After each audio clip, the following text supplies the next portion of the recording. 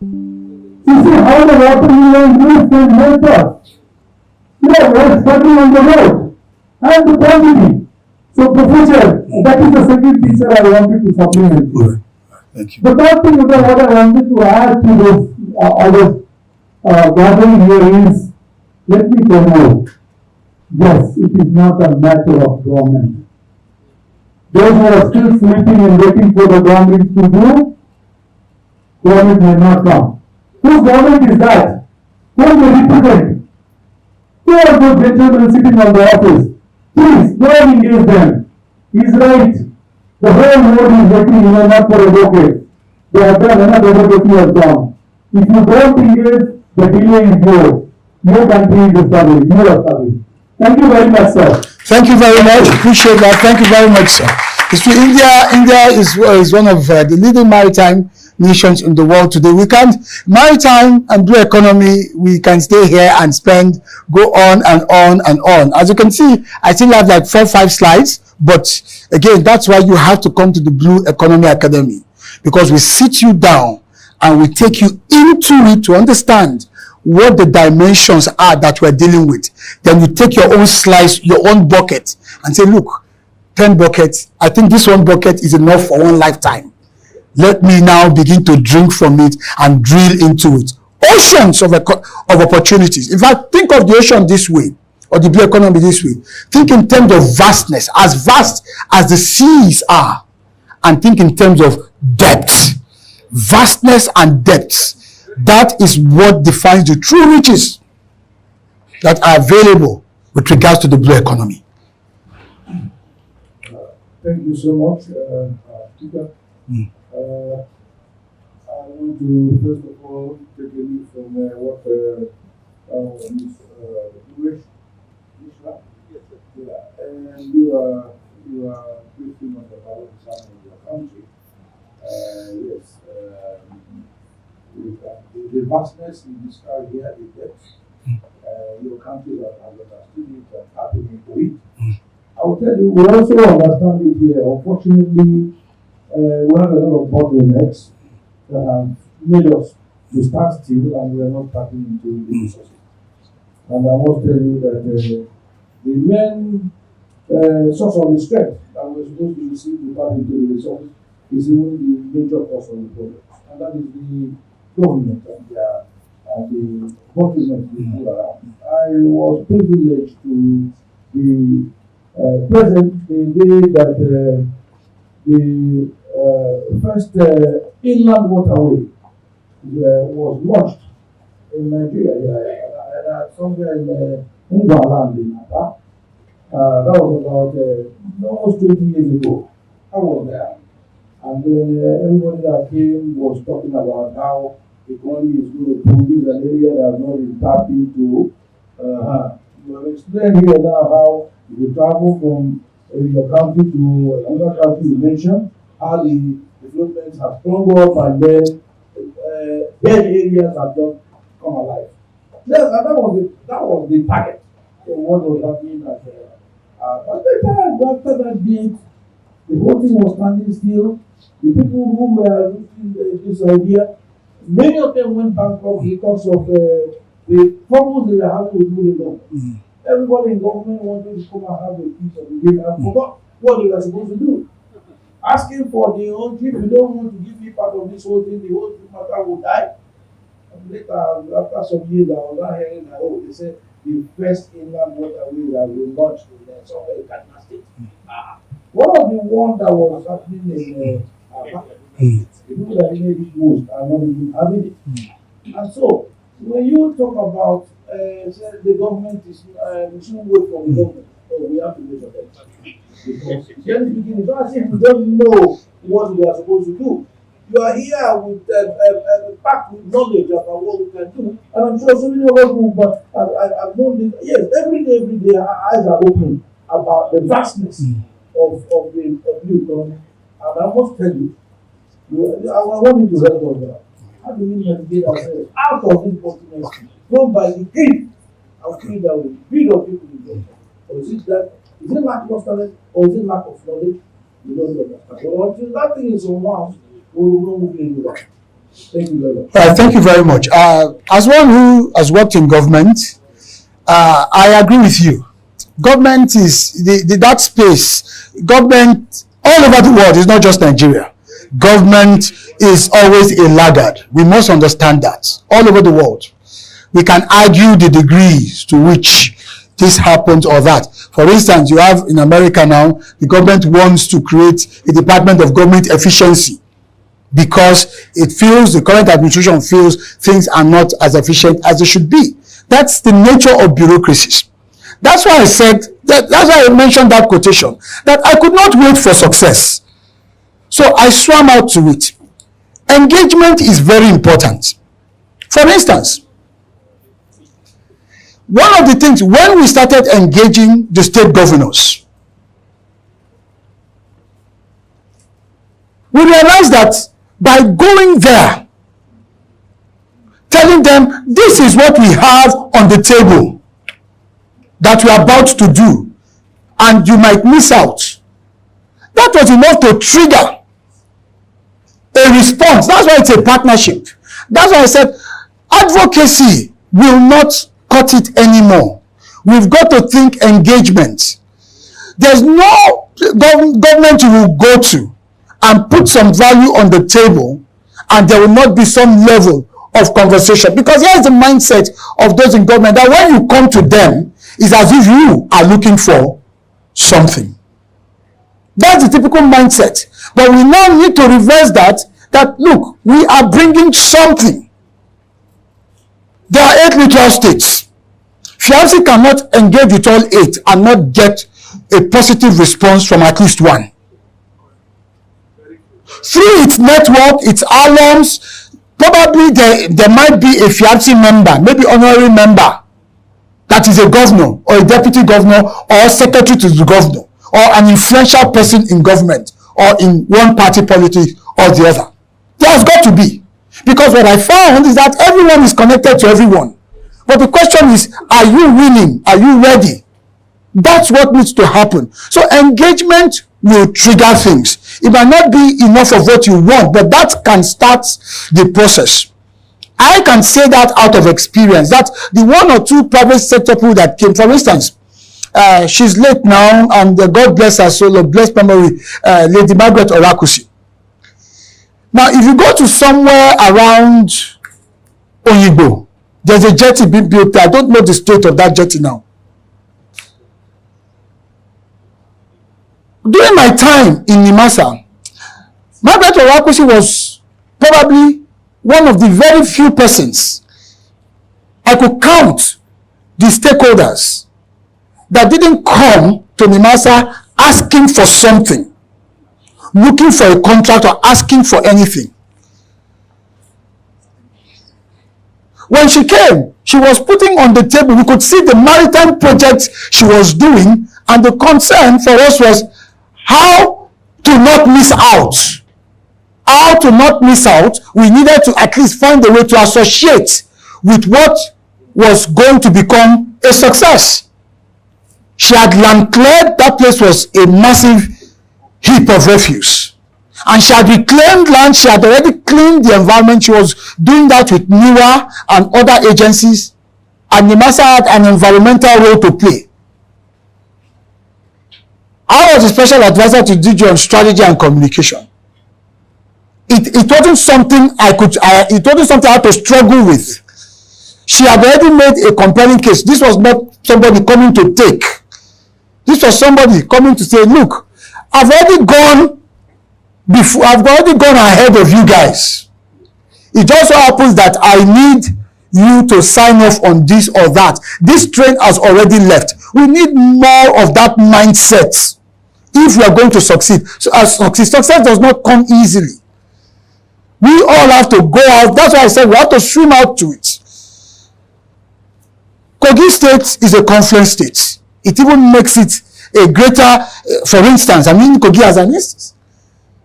Visit the governor.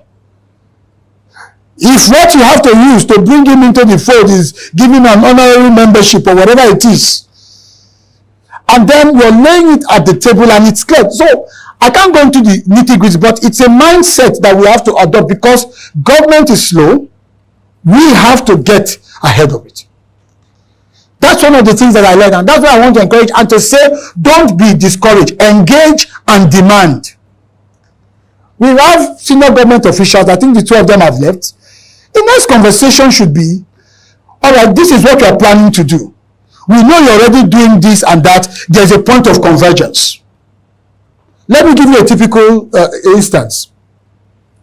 When we visited, the DG of NIMASA then, Dr. Jamo, visited the governor of Lagos on the Blue Economy Project, for instance. I was on that team. The governor said, okay, you know what? I could be interested in blue talent, which is, what's it called now? Seafarers, training of seafarers. But we already have a maritime academy in Oron, but we don't mind being, what do you call it now? A mini campus in Lagos. I can provide infrastructure. I can provide whatever it will take. I can provide buildings, whatever it will take. Now, what was missing in that meeting was a FIABC-like party. Let's say a CIPM, Chartered Institute of Personnel Management, because we're talking talent here, that could have just brokered it. Now, what could have happened, or the expectation of governance would have been that maybe someone on the Lagos team in doing their job would have made that connection. My governor is ready, NIMASA is ready. How do we create this linkage? But because it was government talking to government, can you see what's happening? That match did not light. This 4 years down the line. That's why I'm saying we cannot, the stakes are too high for us to leave it totally to them. We must up our game. Because if CIPM has said, oh, we have the database, we are the warehouse of manpower development in Nigeria. All right? So do we need to create an agency? Do we need to create a special purpose vehicle? Whatever it is, that's where private sector would have come to lead it. And that's why I'm saying to FIABC that you are in a unique position right now to spark off these engagements. And one thing I want to encourage you to do is to set up a blue economy committee within your body to focus on this and to begin to take some steps. So there are lots of irons in the fires, but we have not connected the dots, the linkages to spark them into life is what's missing. And the problem is that we are waiting for civil servants who by their default status, it's their wheelbarrow-like. You know what a wheelbarrow, you have to lift it and push it. And when we need to do that, we must do it. Because you are investing, your resources are going into this. So it is in your interest to help drive the policy, if policy is what is needed. If policy is the only thing remaining, to help drive it, it is in your interest. So you must find a way to have a seat at the table. That's how this works. Otherwise, we'll keep preaching it as you've continued to say, and nothing will come out. For me, as the founder of the Blue Economy Academy, what I have, NIMASA in 3 years was like my PhD in maritime and blue economy. As a technician, I know how it works. And what we have done at the Blue Economy Academy is to translate that into modules of learning, but in a very functional way. Not academic now. These are the things you can begin to do. Calls you can begin to make. Just like you have Lagos Business School. As you're finishing a program in Lagos Business School, you're already seeing results from the network, the connections, and what have you. So most of us have access to governance. How are we using the access? How are we leveraging it to move industries and sectors forward? So I feel you, sir, because I've been there. I know what it's like. But what I also know is that if we want something, we have to get up and move the needle. Otherwise, in 5 years' time, we'll be back here and we're still discussing this. And I hope that FIABC can begin to make the move in engagement terms. And let's begin to see. I want to see the president of FIABC Africa and Nigeria in Bayelsa with the governor. And then a statement that, okay, we are giving you these plots to develop as a test blue city. Then FIAPSI, your network, your members, with all of the connections, can we do this? Let's see what it will look like. And I can tell you, the governor of Ogun State, once he sees that, he will call Mr. Adele and say, are you not my brother again? What happened? I'm seeing you in Bayelsa. That's how things work in this country. Well, I'm seeing you in Bayelsa. What happened? You are from this state. That will be the next question. I can tell you from my state that if they see me doing this, they will ask, and you are from this state and you have never, they will accuse me as if it is my fault. But the point I'm making is there are things we can do. There are low-hanging fruits. Let's take them first and let the policy and the bureaucracy catch up. They are lagging indicators. They are laggards. Okay, thank you very much. Okay. All right. I guess I'm done. One take. Yeah, sorry, we just have one more question. One more? Okay. Good afternoon. Yes. I'm Reverend Dr. David.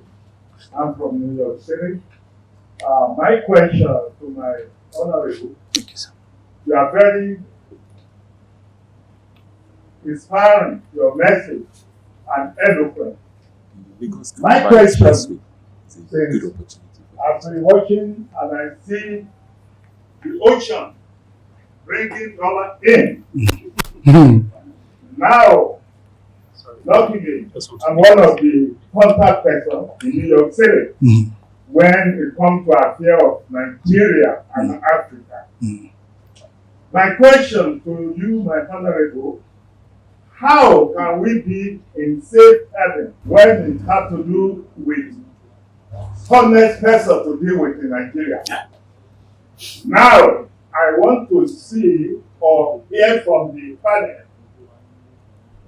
who can we get in touch with when we want to get property here that we won't cultivate in empty barrel, that we pay and we don't get nothing in return. Fortunately, I'm very close to the Black American business people and developers. And I think before COVID, the main Sanwo-Olu came to the US to ask for people of business. And unfortunately that I was there as one of the people that he spoke with.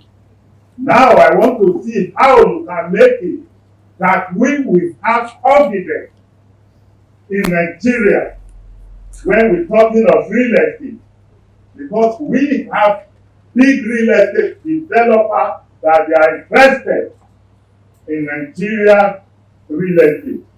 I was invited to Nigeria Embassy last year. They urged me to use my influence to bring business people to Nigeria. Where our problem started from is the consulate, where they can't get visa because they contacted visa to a private company.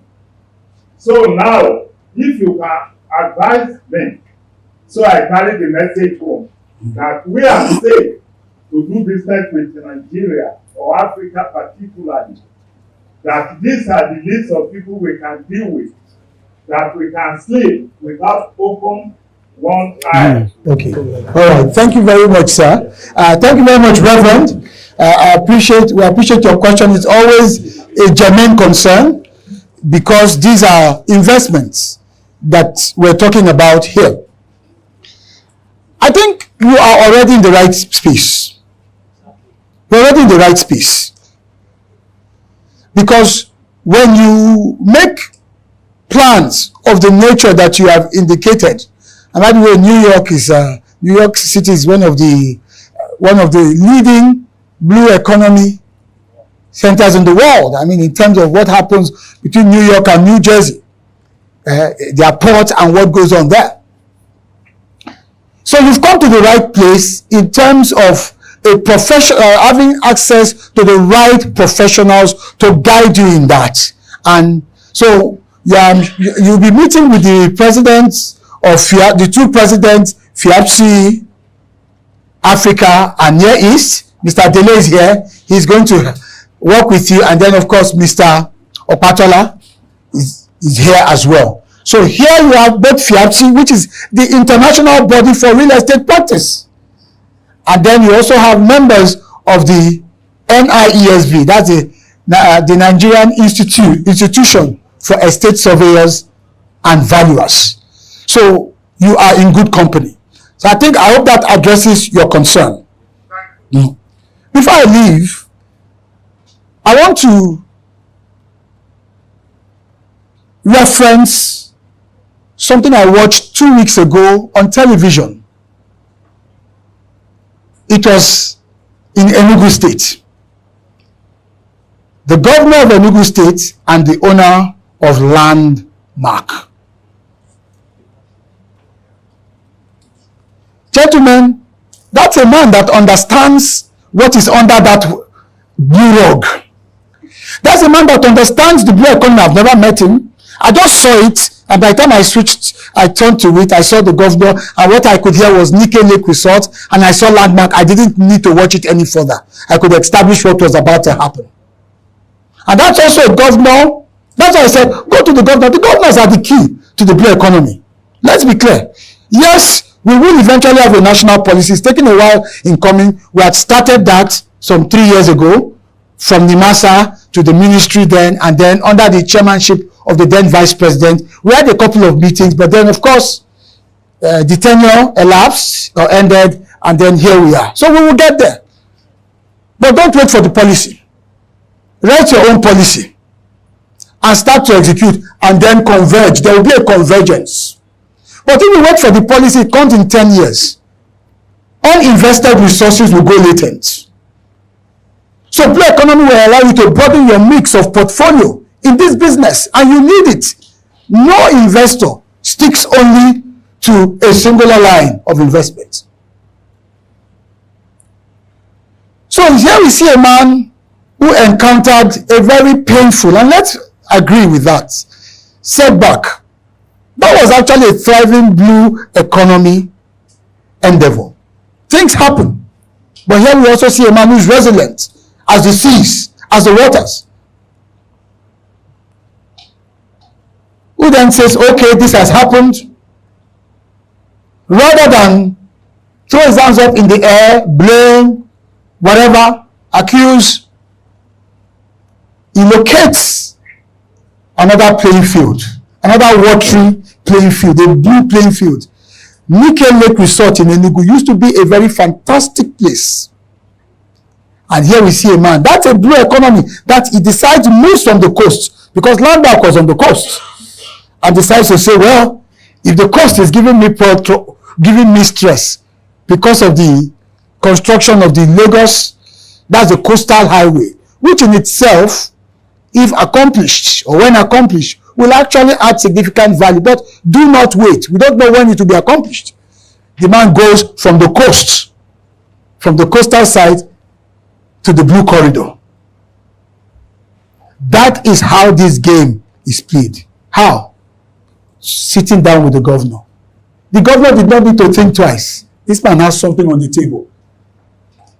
Gentlemen, that's the point we are making.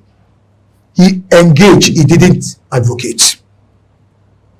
So I want to encourage us, and I look forward to our continued relationship, because already NIESV, FIABCI have, even though they've not given my certificate yet, I have it. I can walk in at any time.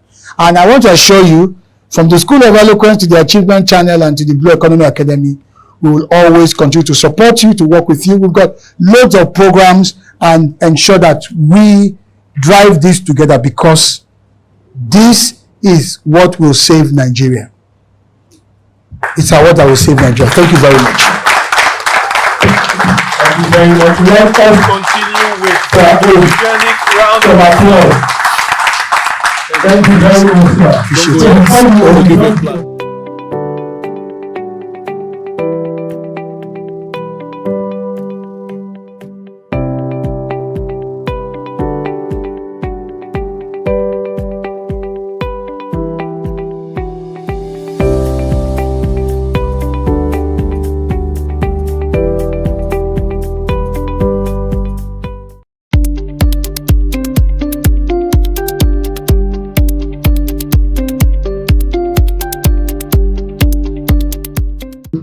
deliver who's going to talk with us, who will lead the discussion, let me say it that way,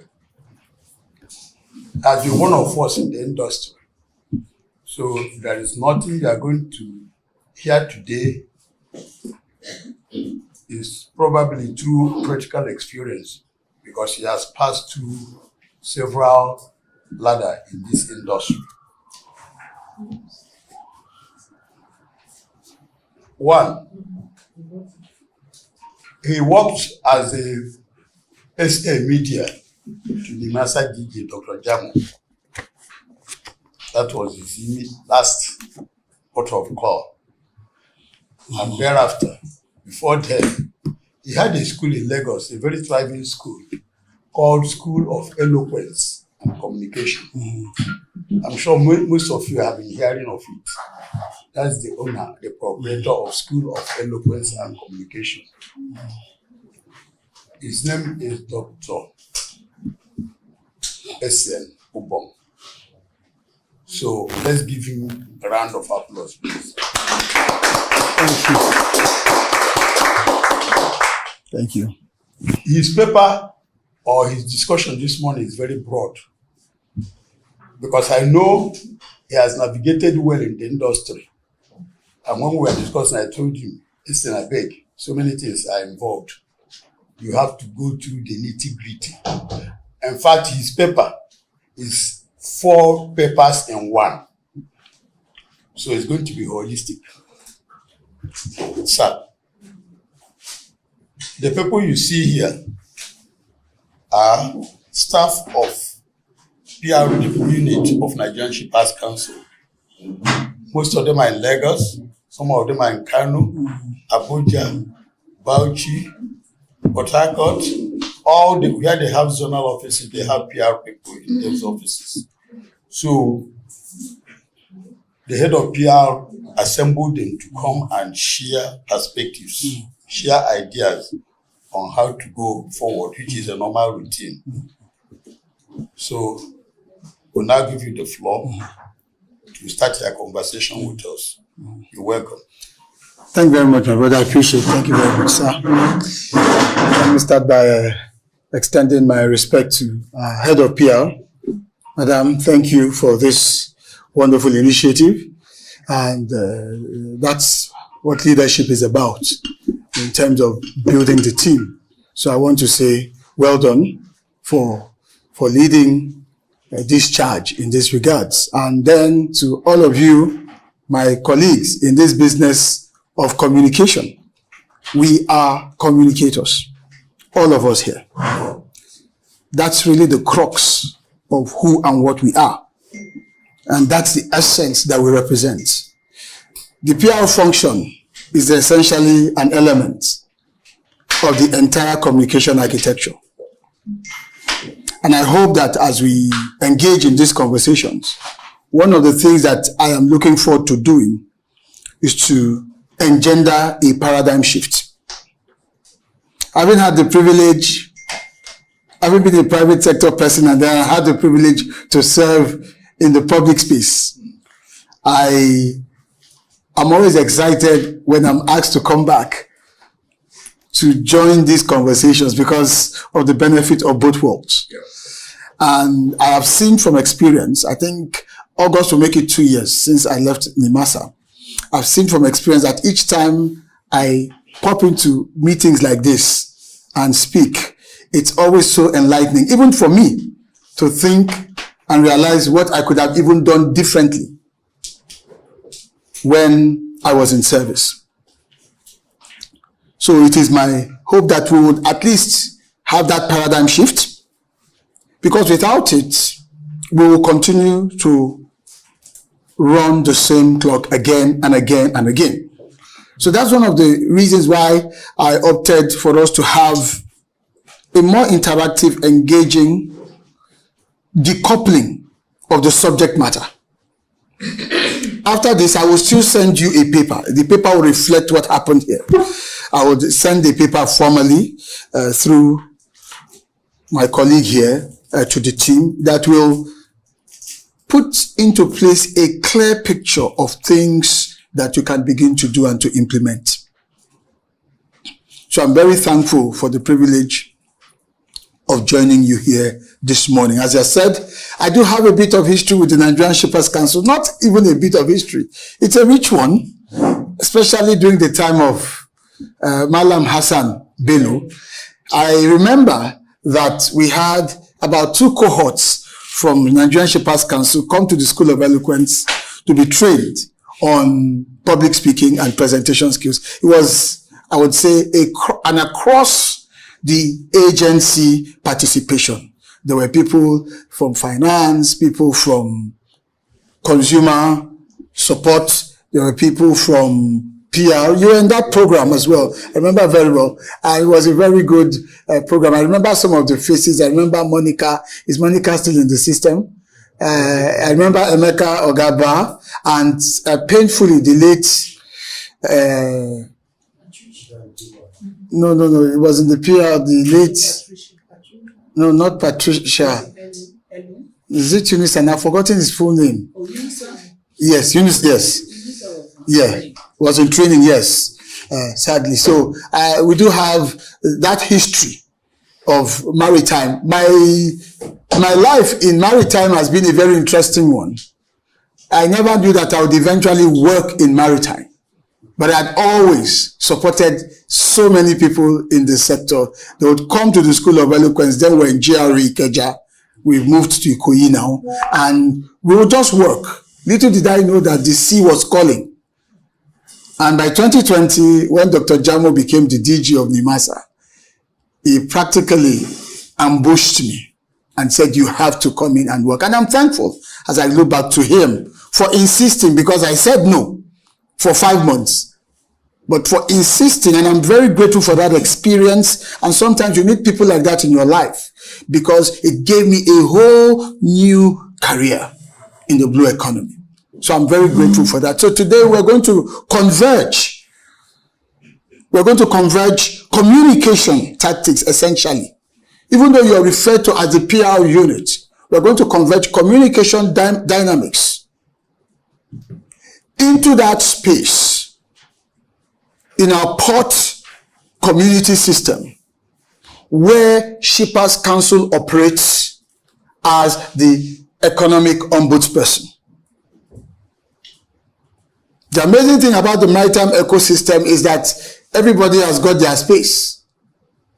For us back then in the NIMASA, it was all about safety and what have you. But for you, it's pure economics. And so, as we start this conversation to engender a paradigm shift, the first thing I want you to note is that you must see yourselves as communicators, first and foremost. Why am I making this point? The typical tendency when you look at the PR architecture of a number of government agencies and entities, it's a default mode, is that, yes, in terms of the PR function, we are almost always on crisis mode. Have you noticed that? We are either praying that something does not go wrong, and when something goes wrong, a lot of the times it catches us flat-footed. So we are constantly playing catch-up. We are constantly in reactionary mode. So we call the press, put out a press release. We are constantly just sending all of these information out for it to circulate. That's what typically happens. And the maritime space being such a volatile operating environment, because there are just so many players doing so many different things, from security to safety to trade, so much just keeps going on. We're here, a lot is going on. We have no clue what's going on.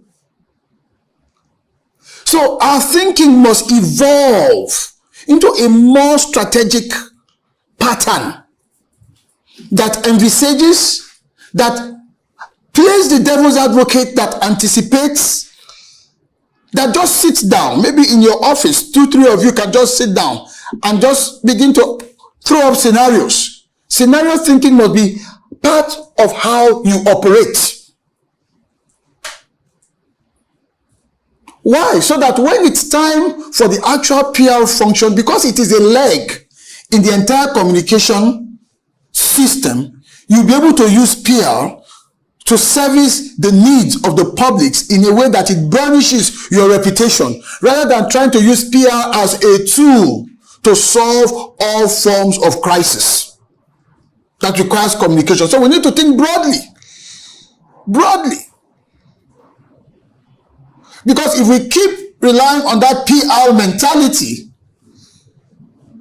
most of what we'll be doing will be clean-up business. How many of you agree with me on that? It's a tendency to always clean up. So first and foremost, the paradigm must shift. You are communicators. And by that, it also means that you are strategists. You must begin to have a very strategic disposition to things. When I worked with my principal, back then, the master, I would sit down, sometimes I'll sit down with him at home and tell him, what if as we sit right now, some seafarers are being kidnapped? Right now. We don't know what's happening out there on the ICs. And we said, why are you thinking that? I said, it's my job, it's communication. What we need to anticipate, because these are part of the occupational hazards. What if, as you see it right now, there is a very serious argument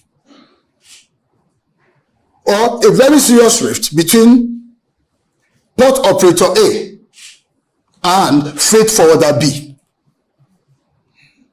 that had probably been brewing some 3 months ago when the vessel left China with the cargo? Because your business, really, the football in your playing field is cargo. That's the football. In your playing field is cargo. And the players, typically your terminal operators and the shippers. And the enabling law that sets you up says, first and foremost, protect who? Protect the shipper. But you have evolved over time to realize that beyond protecting the shipper, you need to have your hands on the entire economic activities within the port community. Hence the role of a PER, Port Economic Regulator. These things are going on. What we just do not know. And so the thinking, as I said, you must think communication, and then your mindset must be more strategic. It must be communications and strategy, or strategic communication. PR being a leg. We will know when to deploy PR. So what if between terminal operator A and freight forwarder B right now, you know your players, you have your database. By now, the expectation is that you know where the potential challenges could be. You know where the hotspots in that economic space in the port could be. So what if right now this is happening? And it's sounding like an irreconcilable problem. And these entities are powerful in their respective rights to also use the media to put it out there that we are being overcharged by this particular port operator. Charges that do not exist, charges that are opportunistic. So what I'm doing, I'm just scenario painting now. What if that's going on and you didn't get to have a sense of it? Do you have, and this is the question I'm asking you, a playbook for dealing with such a situation from a communications standpoint? We're not talking about the units in charge of consumer protection and what have you. The PR unit must have its own playbook that it has developed strategically by thinking out these scenarios. They may happen, they may also not happen. But we are strategists, we are in the game, in the business of envisaging and anticipating most times the unthinkable happening, and then bracing ourselves in the event that it happens. That's what it means to be proactive. Great communicators have strong proactive behaviors. We have to be proactive. That's part of how we change our paradigm. That's a part of how we change the mindset, the approach. We move ourselves out of that space, and the reasoning becomes different. If you are able to make this leap or this transition in disposition, let me tell you what happens. It begins to cascade into, number one, how you operate inter-unit or interdepartmentally. It changes the kind of question or the kind of data or the kind of information request you make of your other departments and units that are on the front lines. Why? Because you're looking at the matter strategically with a view to a certain outcome. And what is that outcome? You want the perception about Shippers Council to be in alignment with the mandate of Shippers Council. Because that is the journey as to how you begin to become a brand, which is what our conversation is all about here. For most government agencies, there is always a potential misalignment between what they stand for and what they are doing and what they represent in the minds of their audience. For most. So it takes a lot of conscious work. So I'm taking you back to first order of business. You are communicators, and so the paradigm must shift. It's bigger than just public relations. Far, far bigger. More so now that the country has adopted the model beyond a Ministry of Transportation to say it is now marine and blue economy. So it is a wide expanse of an entire ecosystem. A wide expanse. At the Blue Economy Academy, which one of the things I started when I left, finished in my service, we're looking at 10 buckets. It's so massive. It's 10 separate areas. There's a lot going on. And you play in about 5 of those, from commerce to regulation, trade, innovation. As an economic regulator within the port system, your role straddles so many of these areas. So we must start first by adjusting the paradigm, the mentality, the approach, the thinking has to be different. Otherwise, we'll constantly keep just sending out press releases, responses, firing emails, calling journalists to do a special interview with our chief executive and all of that. Those things are good, but they are transactional. They are good. They have a place, but they are transactional. That should not be what defines us. We need to change the game by changing our disposition. So we have to look at our role, our function. Because what that designation as Port Economic Regulator gives to you is saying that right up to our tables with regards to this water that we drink, agree that the content of the water might have been procured locally. But the raw material for this container may have likely been imported, or at least some element here, even if it is just the branding. What that is saying to us as the Port Economic Regulator is that your impact doesn't even end in the ports. It ends on our dinner tables. It ends at even the point of purchase and consumption. So how you regulate and how you or how Nigerian Shippers Council regulates and how you as a public relations unit or the communications arm communicates must be in alignment. And so we need to begin to roll back and challenge our current paradigm that puts us into the thinking, the reasoning, and the acting as communicators who are driven essentially by a sense of a strategic outlook. Part of it includes scenario painting. If we do that, it changes our modus operandi within the organization.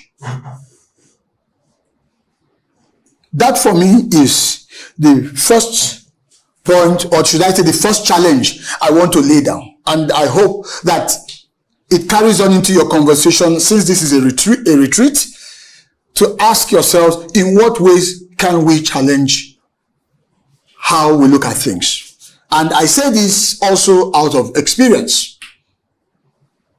Being able to change that mindset requires, as a communicator, you deal with issues either in anticipation or practically immediately as they arrive. In the media space, there's a newsroom mentality. None of you should be sleeping with your 2 eyes closed. None of you should be sleeping with your 2 eyes closed.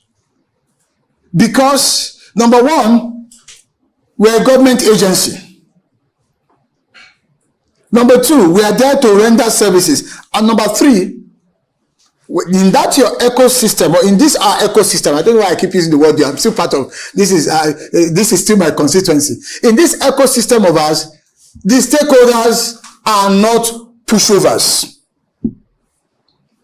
They are not pushovers. They are not small fries that you can just wish away their issues or just sort of like take your time in dealing with. There could be ramifications.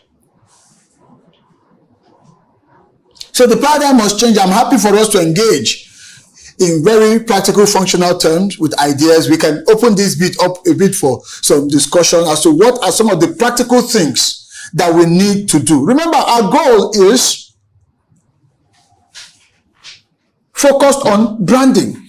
How do we move the Nigerian Shepherds Council into a brand? Right, let me read out the topic that was sent to me for discussion, as it gives us an additional sense of perspective.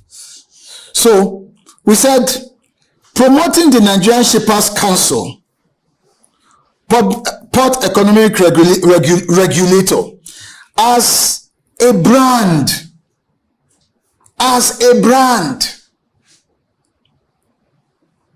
using PR, public relations,